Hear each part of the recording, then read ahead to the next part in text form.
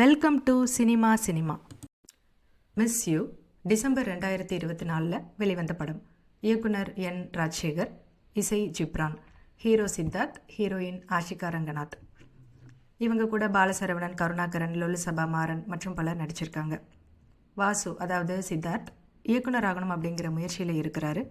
நார்மலாக போயிட்டுருக்கிற அவரோட லைஃப்பில் ஒரு அரசியல்வாதியால் பிரச்சனை வருது. வாசுவோட குடும்பமே பதறி இருக்கிறப்போ வாசு கூலாக கூர்கில் இருக்கிறாரு.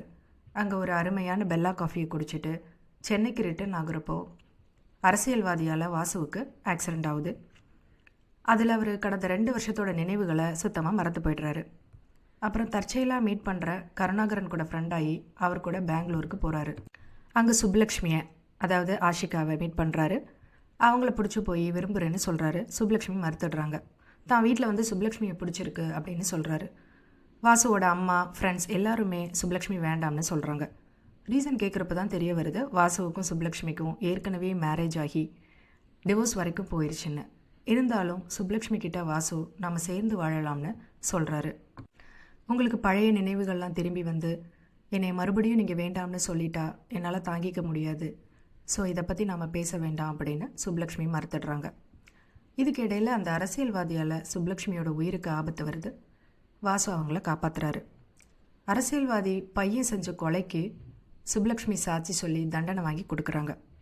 கல்யாணம் ஆன புதுசில் ஏன் நமக்கு வம்புன்னு சாட்சி சொல்லாமல் ஒதுங்கி போன சுப்புலக்ஷ்மி தான் வாசுவோட ஆக்சிடெண்ட்டுக்கு பிறகு வாசுவுக்கு பிடிச்ச மாதிரி மாறியிருக்காங்க.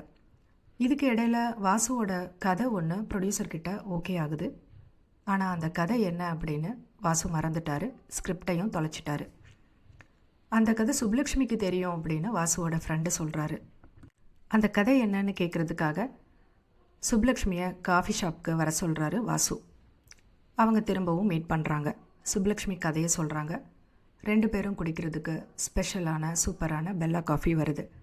அந்த காஃபியோட நறுமணத்திலேயே வாசுவுக்கு மறந்து போன நினைவுகள் எல்லாமே திரும்ப வந்துடுது. சுப்புலக்ஷ்மியை தான் எந்த அளவு ஹர்ட் பண்ணியிருக்கோம் அப்படின்னு வாசுவுக்கு புரியுது. கண் கலங்கி திரும்பவும் என்னை ஏற்றுக்கோ அப்படின்னு சொல்கிறாரு. உங்களை எப்போ நான் வேண்டாம்னு சொன்னேன் அப்படின்னு சொல்லி சுப்புலக்ஷ்மியும் கண் கலங்கி வாசுவை கட்டிக்கிறாங்க.